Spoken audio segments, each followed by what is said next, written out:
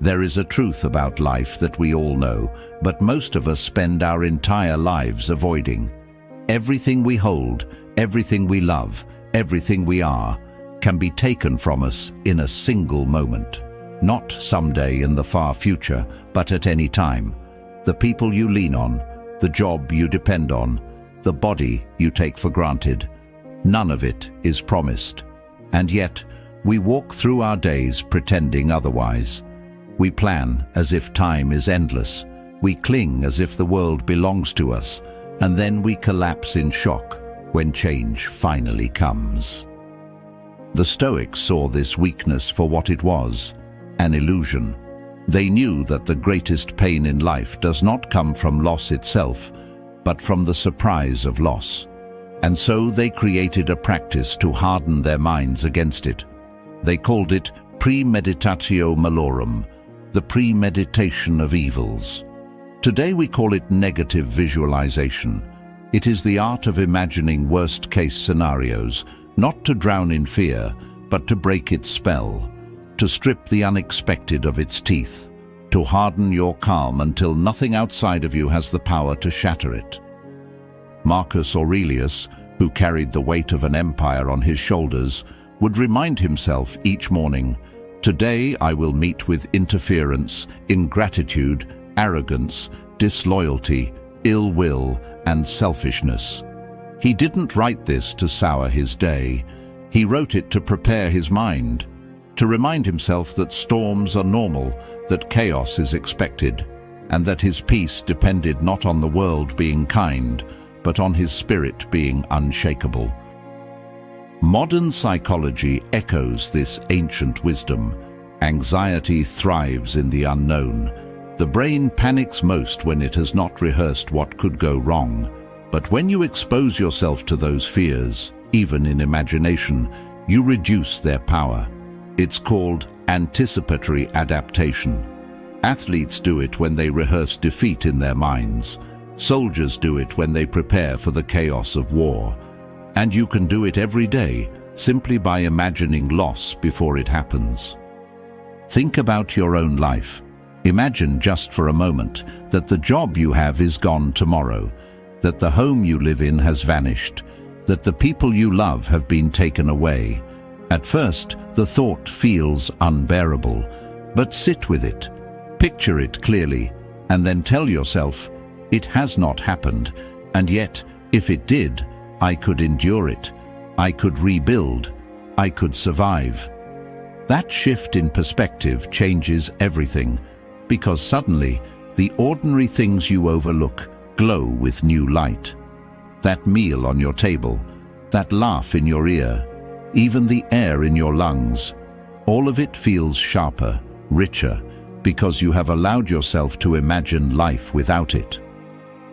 Seneca, one of the greatest Stoics, once said, "He robs present ills of their power who has perceived their coming beforehand. Pain will still hurt when it comes, but it will not break you if you have already rehearsed it. You will not collapse under the weight of, 'Why me?' because you already accepted that loss was always a possibility."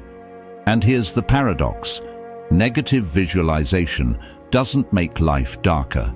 It makes it brighter. It doesn't strip you of joy. It sharpens it. When you know your loved ones are not guaranteed, their presence becomes more precious. When you know wealth can vanish, gratitude for what you have becomes deeper. When you know life itself is fragile, every moment feels more alive. Epictetus, born into slavery and crippled by cruelty, taught this with piercing clarity. He said, "When you kiss your child, say to yourself, 'Tomorrow they may die.' But let this thought not depress you, but sharpen your love in the present." What he meant was not to live in despair, but to let awareness of loss awaken you to the miracle of what is still here. So how do you practice this in your own life? Begin with a daily exercise. In the morning or at night, close your eyes and strip everything away. Imagine losing your comforts, your security, your relationships. Let yourself feel the weight of it, but only for a moment. Then open your eyes and look at what remains. Notice the roof still over your head. Notice the voices that are still with you. Notice the chance, however small, to begin again. That moment of contrast creates clarity. It creates gratitude. And gratitude makes you unshakable. This practice hardens your calm, not by numbing your emotions, but by training you to master them. When life throws you into the storm, you will already know its shape. When uncertainty comes, you will not drown in panic. You will stand where others fall, not because you are fearless, but because you are prepared. And here's the deeper secret. Negative visualization is not about death or loss. It's about freedom. Once you have rehearsed losing everything, what is left for the world to take from you? Nothing.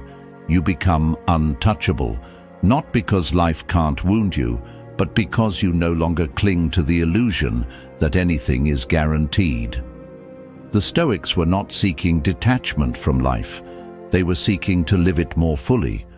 By facing death, they learned to love more deeply. By rehearsing loss, they learned to hold each moment with open hands instead of clenched fists. By expecting adversity, they learned to meet it with calm instead of fear. So tonight, when silence settles around you, take a few moments to practice. Imagine yourself stripped of everything. Feel it, accept it, and then remind yourself, you still breathe. You still live. You still have this moment. And tomorrow, live as if it were borrowed time. Because it is. The storms of life will come. That is not a possibility, it is a promise. Loss, change, disappointment, they are part of the human path. But when you practice negative visualization, you meet those storms differently. You no longer collapse under their weight. You no longer ask, why me? You simply endure with a calm so steady it cannot be stolen. Like a mountain against the wind, you remain unshaken. This is the quiet strength Stoicism builds, not the absence of pain, but the mastery of it. And the truth is, this strength is already within you. Every time you rehearse loss and return to gratitude, you sharpen it. Every time you face fear in thought, you loosen its grip in reality. With each practice, you add another stone to the fortress of your mind. So when the storm finally breaks over you, and it will, you will not be swept away. You will stand firm. You will remain calm.